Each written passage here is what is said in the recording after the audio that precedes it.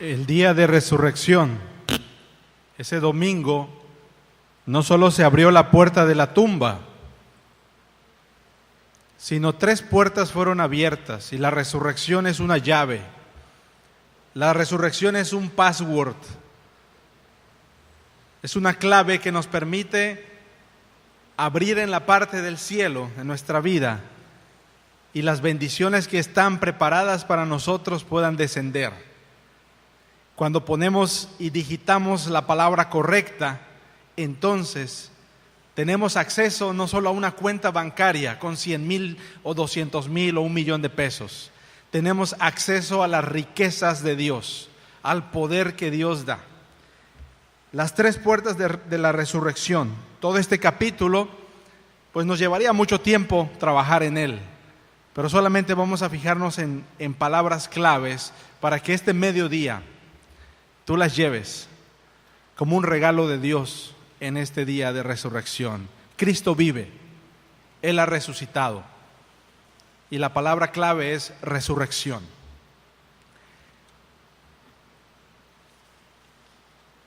La resurrección entonces es la clave o la llave que abre 3 puertas en la vida de los discípulos.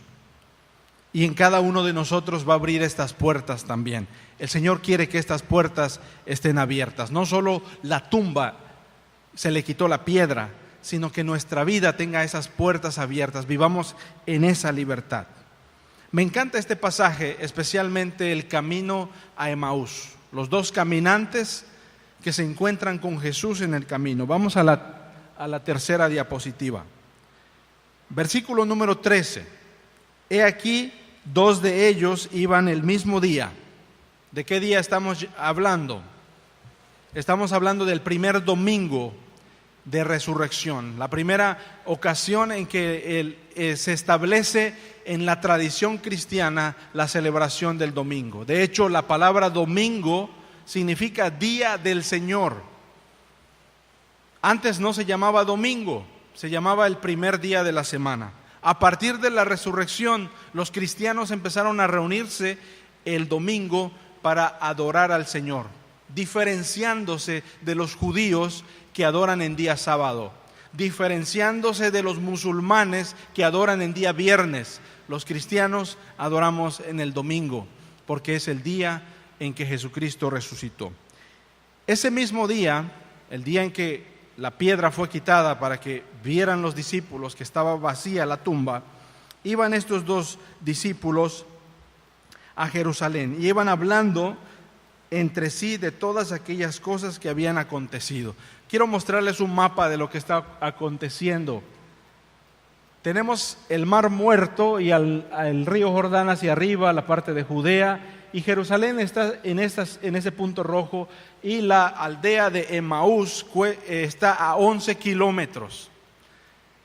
Es como ir caminando de aquí a Puerto Marqués. No sé cuántos kilómetros hay de aquí a Puerto Marqués, pero sí son buenos kilómetros para atravesar toda la avenida escénica y llegar hasta ese lugar.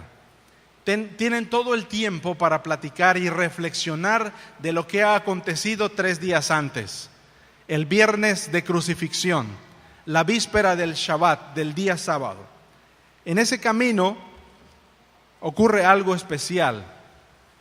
Jesús por mucho tiempo les está diciendo que Él tiene que padecer. Es necesario que Él sea desechado, que sea crucificado, que sea muerto y que resucite al tercer día. Pero esas palabras no entran al entendimiento de los discípulos. Los discípulos no comprenden. Hay un velo en su mente, en sus ojos, que les impide entender el mensaje de redención. El mensaje de redención, entonces, de que Jesús tendría que morir por nuestros pecados, que tendría que resucitar al tercer día.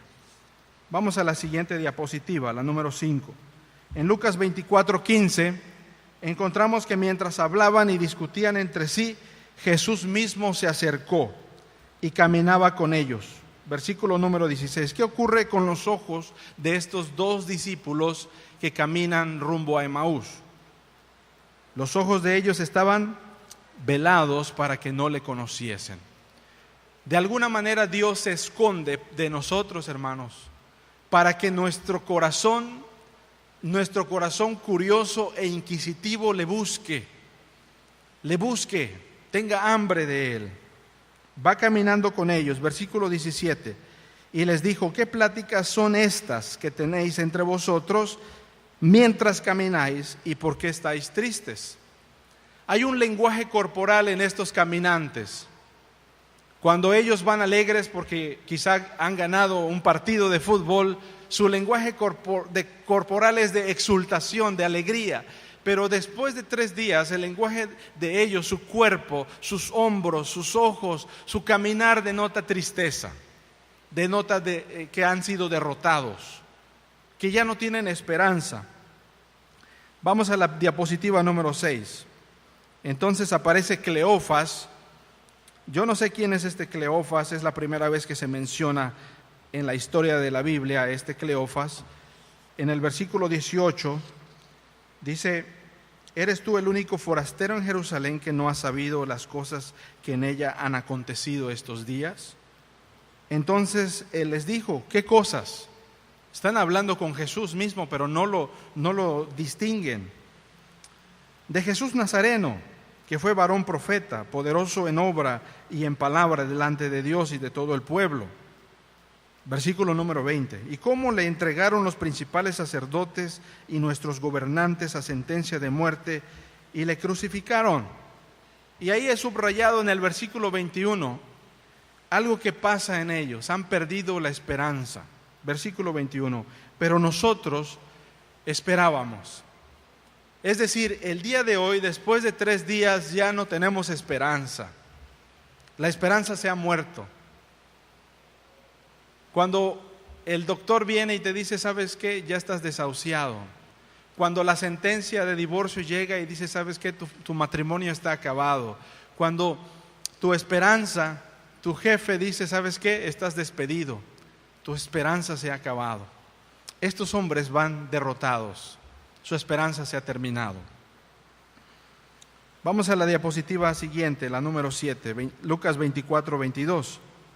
Aunque también nos han asombrado unas mujeres entre nosotros, las que antes del día fueron al sepulcro. Dios deja que las mujeres sean las mensajeras de las buenas noticias de salvación. Estas mujeres traen noticias de salvación, pero no creen ellos. Vamos a la diapositiva número 8, Lucas 24, 23 y 24. Y como no hallaron su cuerpo, vinieron diciendo que también habían visto visión de ángeles, quienes dijeron que él vive. Todavía no entra la buena noticia en el corazón de ellos. Versículo 24. Y fueron algunos de los nuestros al sepulcro y hallaron así como las mujeres habían dicho, pero a él no le vieron. Las mujeres son las receptoras del mensaje de la resurrección, y los hombres no alcanzan a creer que Jesús ha resucitado. Él se ha levantado de entre los muertos. Aquí viene la primera puerta que se abre, hermanos. La palabra clave es resurrección, es la llave. Siguiente diapositiva. Primera puerta que se abre: las Escrituras. No olvide esto. Ese día de resurrección no solo se abrió la piedra, el sepulcro, sino las Escrituras. Y algunos dicen que Jesucristo entra con un papel hermenéutico. ¿Qué? ¿Con qué se come eso? La hermenéutica es la interpretación de las Escrituras. Es tomar la Biblia desde el Génesis hasta el Apocalipsis y tratar de entender lo que nos dicen. Primera puerta que Jesús abre ese día de resurrección en los discípulos. ¿Cuál es, hermanos? La primera puerta es las Escrituras. Jesús abrió las Escrituras. Versículo número 25. Ayúdeme a leer el versículo número 25, por favor. Entonces Él les dijo: oh insensatos y tardos de corazón para creer todo lo que los profetas han dicho. ¿No era necesario que el Cristo padeciera estas cosas y que entrara en su gloria? Y comenzando desde Moisés y siguiendo por todos los profetas, les declaraba en todas las Escrituras lo que él decía. Van los 2 discípulos caminantes de Emaús tristes, cabizbajos, derrotados y sin esperanza, como muchos de nosotros. Y llega Jesús y camina entre ellos, y ellos no se dan cuenta que es Jesús mismo que camina entre ellos, como muchas veces nos ocurre. Cuando dice el versículo 27, comenzando desde Moisés, ¿cuáles son los libros de Moisés? Son 5 en el Antiguo Testamento: Génesis, Éxodo, Levítico, Números, Deuteronomio. Esos libros se llaman los libros de Moisés. Y de Josué hasta Malaquías se llaman los profetas. Imagínense, Jesús tiene el camino de aquí de Costa Azul hasta ¿dónde dijimos que llegaban? 11 kilómetros, hasta Puerto Marqués, para darles una clase de teología, Él mismo. Y tienen todo el día. No sé en cuántos minutos nos lleva un colectivo hasta Puerto Marqués, 20 minutos, 15, pero ellos tienen todo el día para caminar. Y el mejor maestro que va con ellos es Jesús mismo. Y les abre las Escrituras. Amados hermanos, una de las tradiciones presbiterianas, las tradiciones de nuestra iglesia, es las Escrituras. Leer las Escrituras continuamente. Tenía 15 años, yo soy tercera generación rancio abolengo presbiteriano, mi abuelo anciano de iglesia, mi madre una mujer presbiteriana, y yo pues nací en un hogar presbiteriano. Y a los 15 años me dicen, vas a hacer tu profesión de fe. Y vamos al consistorio y decimos, queremos hacer nuestra profesión de fe. Y los ancianos de la iglesia dicen, está bien, ¿quieres hacer tu profesión de fe? Tienes que leer la Biblia desde Génesis hasta Apocalipsis. Y cuando termines de leerla, entonces te vamos a hacer un examen y haces tu curso de catecúmenos. En un año, a los 15 empecé, a los 16 terminé. Pregúnteme qué entendí de las Escrituras a los 15 años. Nada, no entendí nada. Pero así empezó un hábito de leer las Escrituras año tras año para abrirlas. ¿Y sabe qué? Cada vez que abrimos las Escrituras, encontramos algo nuevo. ¿No les ha ocurrido? Tú dices, ¿cuántos años llevo leyendo y no me había dado cuenta de esta palabra? Conocimos a una misionera allí en Cuernavaca, una mujer de este tamaño, Marilop se llamaba, murió a los 103 años. Esa misionera decía, tengo un ojo hipócrita, porque un ojo no servía, parecía que veía pero no veía. Y todos los días, con una lupa de este tamaño, abría la Biblia y estaba leyendo, y la íbamos a visitar. Hermana Mari, ¿qué está haciendo? Estoy leyendo la Biblia. ¿Cuántos años tiene la hermana Mari? 100 años. 101 años sigue leyendo la Biblia. 102 años sigue leyendo la Biblia. Se murió a los 103 años. Yo digo, ya va a conocer al autor de la Biblia, ¿para qué la sigue leyendo? El hábito de las Escrituras. La Biblia se abre, y la primera puerta que la resurrección abre son las Escrituras, para ver que desde el Antiguo Testamento Jesús es el cumplimiento de ellas. Padres de familia, yo vivo en un país musulmán, en Indonesia, y los domingos a las 5 de la mañana los niños indonesios van a la mezquita a recitar el Corán. Bismillahirrahmanirrahim, la ilaha illallah. Dicen en árabe palabras y rezos todas las mañanas a las 5 de la mañana, repitiendo su libro sagrado en árabe, porque ellos piensan que Dios habla en árabe, y entonces tú tienes que hablarle a Dios en árabe, porque si le hablas en español o en indonesio, Dios no te va a entender. Pero la Confesión de Fe de Westminster dice algo muy importante de las Escrituras, que las Escrituras tienen que ser traducidas al lenguaje vernáculo, es decir, al lenguaje del pueblo, porque Dios habla nuestro idioma. Si yo soy amuzgo, Dios habla amuzgo. Si yo soy mixteco, Dios habla mixteco. Si yo soy mexicano, Dios habla español. Si yo soy acapulqueño, Dios habla acapulqueño. ¿Verdad? Dios habla mi idioma. Y tengo que ver qué es lo que Él dice a mi vida cada día. Tengo que buscar en las Escrituras.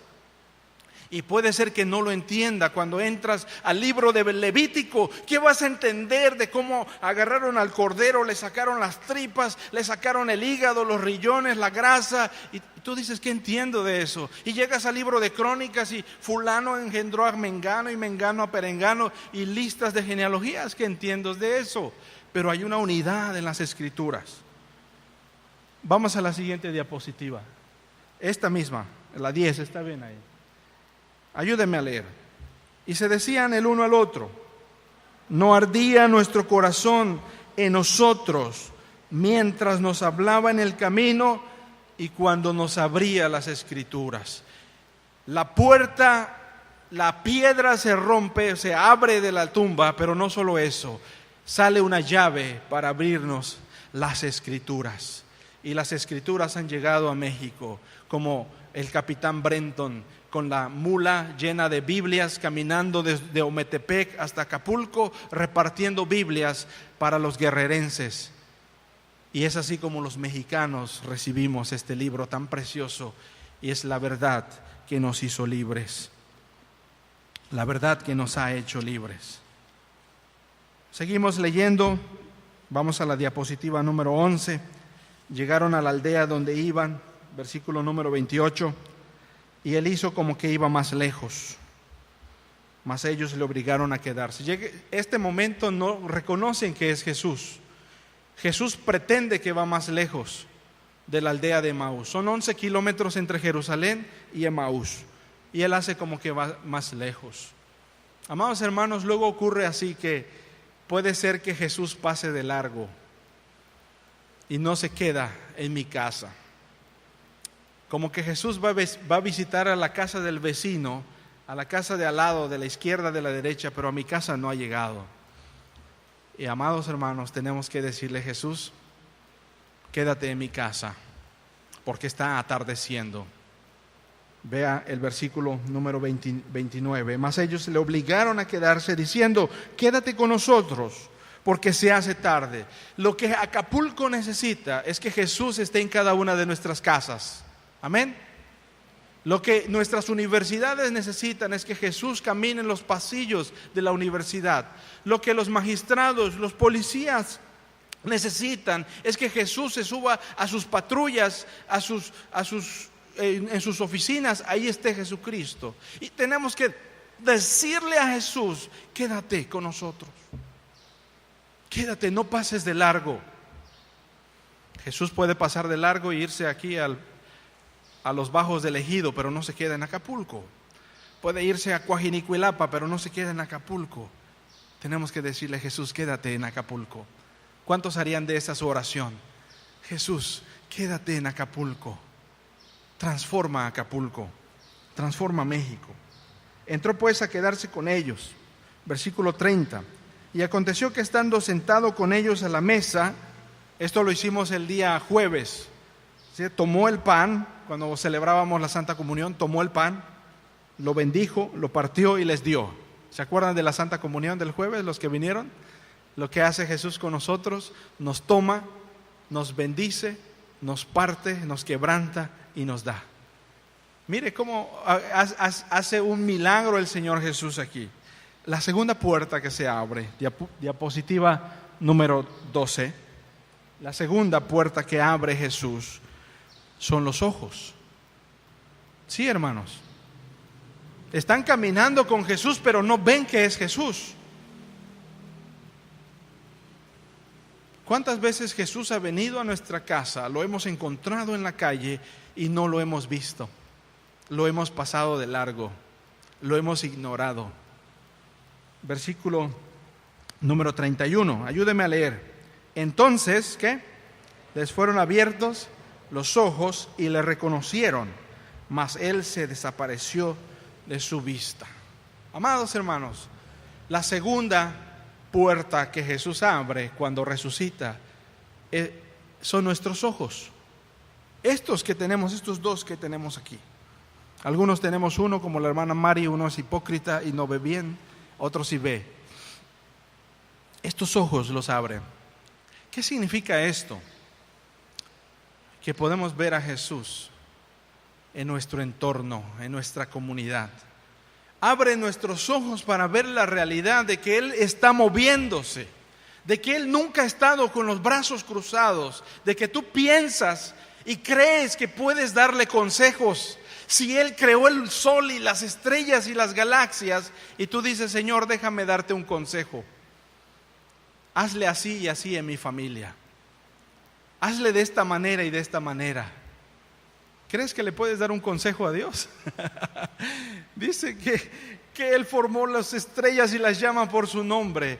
Y tú crees que puedes darle un consejo. Al contrario, tienes que escucharte, sentarte a escuchar y abrir tus ojos y ver la realidad.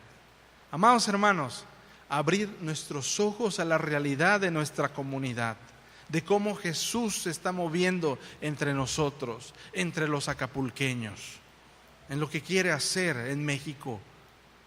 Abre nuestros ojos el Señor con la resurrección, nos hace verlo. La segunda puerta que abre entonces es los ojos. ¿Cuál es la primera puerta, amados hermanos? Las Escrituras. La segunda puerta que abre entonces, los ojos. Vamos a la tercera puerta que abre Jesús.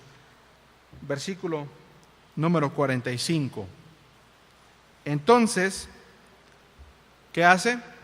Les abrió el entendimiento para que comprendiesen las Escrituras. Puede ser que llevamos 10, 15, 20, 30 años como cristianos y todavía no está abierto nuestro entendimiento. Un amigo mío, un pastor ahí en Cuernavaca, este amigo mío es un teólogo, sabe inglés, ha viajado por muchos lugares, ha aprendido de buenos teólogos y ahora es pastor. Y un buen día llega el doctor y le dice, tienes cáncer en la próstata, hermano, tienes cáncer en la próstata. Y este hombre fuerte que le gustaba manejar bicicleta quedó hecho un palito, bien delgado, encorvado, no podía predicar, se encorvó mi hermano. Estuvimos orando continuamente por él. Estuvo hospitalizado en nutrición muchos meses ahí bajo unas quimioterapias muy fuertes. Y luego llegamos a su casa cuando lo habían dado de alta. Ahora ya está predicando. Le pregunto, hermano, ¿qué aprendiste en todo este proceso? Él es tercera generación de cristianos. Su padre fue cristiano. Su abuelo fue cristiano, él es cristiano. ¿Y sabe qué me dijo? Ahora conozco a Jesús. Ahora conozco a Jesús. Puede ser que muchos años llevas viniendo y sentándote aquí, escuchando sermones, pero puede ser que no conozcas a Jesús, porque necesitamos que nuestro entendimiento sea abierto y veamos que Jesús está aquí y nos habla y nos llama. Cuando estas tres puertas están abiertas, ocurre algo singular en la iglesia. Y con esto quiero terminar, hermanos. ¿Qué ocurre cuando las Escrituras se abren? ¿Qué ocurre cuando nuestros ojos se abren? Y también se abre nuestro entendimiento. Hay tres puertas abiertas para la misión. No es para que yo me sienta bien, hermanos. Ya conozco a Jesús, ya soy salvo, solo estoy esperando a la cabús que pase aquí y me lleve. Espero que la muerte llegue y ya me voy al panteón, me voy al cielo. Hermanos, fuimos creados con una misión, diría Rick Warren. Versículo número 46. Y les dijo, así está escrito y así fue necesario, que el Cristo padeciese y resucitase de los muertos al tercer día. Ya hemos visto esto, padeciese, resucitase. El día de hoy estamos hablando de este. Y el 47, ¿qué dice? Y que se predicase en su nombre el arrepentimiento y el perdón de pecados en todas las naciones, comenzando desde Jerusalén. Hay tres verbos.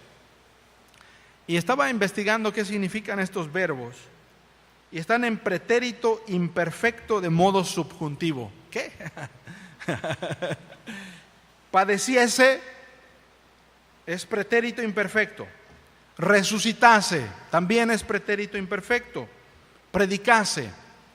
El pretérito es una acción en el pasado que no necesita que se le añada nada, algo más.